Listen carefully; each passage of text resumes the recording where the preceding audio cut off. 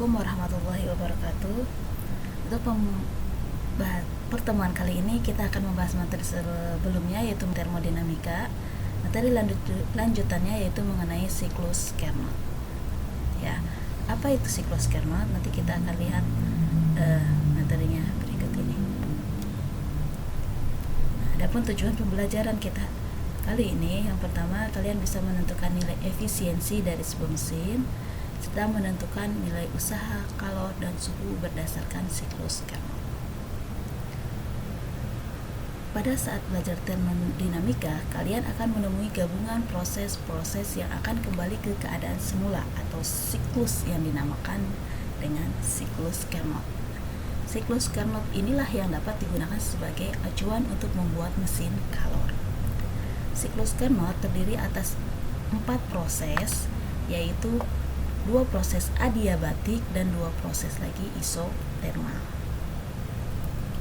Nah, kita lihat gambar berikut ini. Nah, di sini dari proses A ke B ini adalah prosesnya isotermal. Sedangkan dari B ke C ini adalah prosesnya adiabatik. Oh iya, keliru di sini. Dari A, B, dan dari C, D itu isotermal, sedangkan dari B ke C dan dari proses yang D ke A itu adalah prosesnya adiabatik. Nah, pada proses A ke B, di sini prosesnya dia menyerap kalor Q1, dan pada proses yang dari C ke D dia melepas kalor, menghasilkan kalor sisa Q2. Nah, selama siklus terjadi dapat menghasilkan usaha.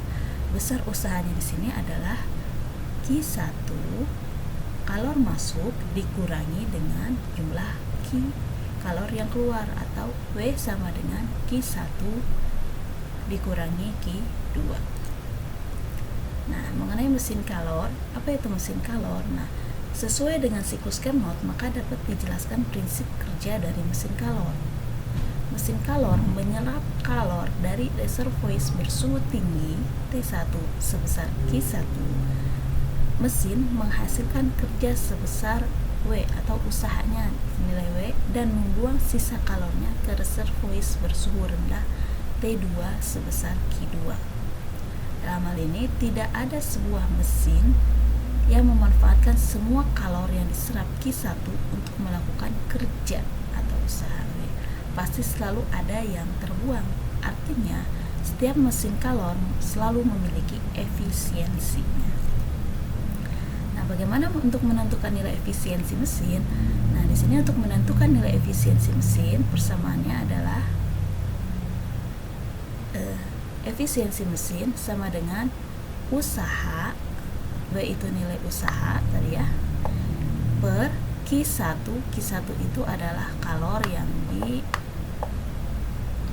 masuk dikali 100% persamaannya. Dan nilai efisiensi ini dia nilainya biasanya dalam persentase. Misalkan nilai efisiensi mesinnya itu adalah 60% ya. Berarti dalam hal ini kalau 60% efisiensinya, berarti N-nya sama dengan 0,6. Nah, di sini karena usaha itu adalah kalor yang masuk dikurangi kalor yang keluar, kalor sisa, berarti kita dari persamaan ini juga kita bisa menyimpulkan, membuat persamaan bahwa efisiensi itu sama dengan Q1 dikurangi Q2 per Q1 dikali 100%. Atau, nah ini kan sama ya, Q1 dibagi Q1 itu nilainya 1, berarti kita bisa tulis 1 dikurangi Q2 per Q1 dikali 100%. Maka, nah di sini ada kalanya nilai kalornya itu setara dengan nilai suhu. Berarti kita juga bisa menuliskan bahwa efisiensi adalah 1 dikurangi T2 per T1 dikali 100%. Nah, nanti tergantung tinggal apa yang diketahui, kalian bisa gunakan yang mana.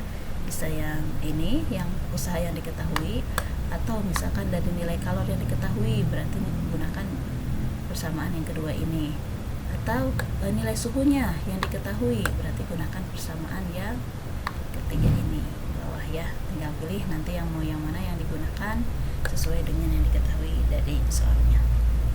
Contoh soal. Nah, coba perhatikan. Nah, di sini ada sebuah mesin gas ideal bekerja dalam suatu siklus Carnot antara suhu tinggi T1 derajat dan suhu rendah 127 derajat Celcius.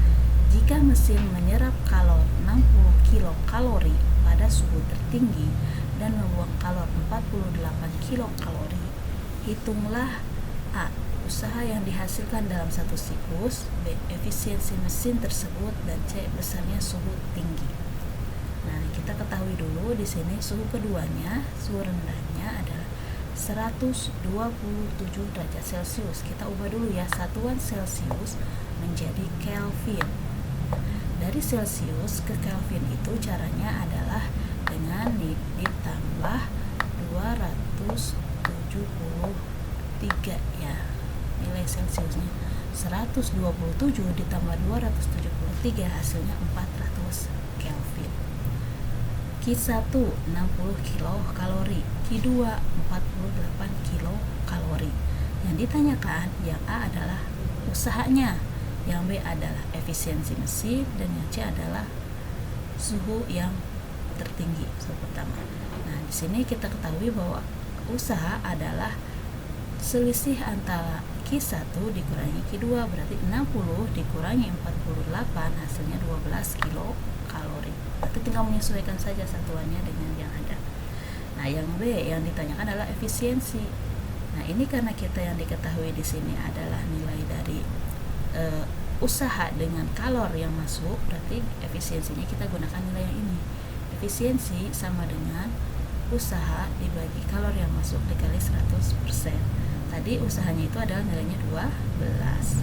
Masukkan ke sini 12 per 60 dikali 100% hasilnya 20%. Dan C yang ditanyakan adalah T1.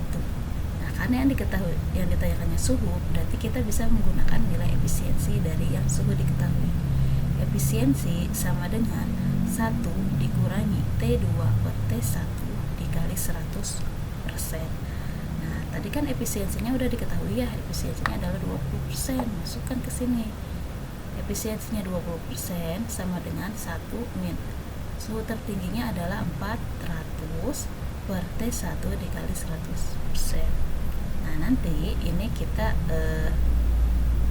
pindah ruaskan ya.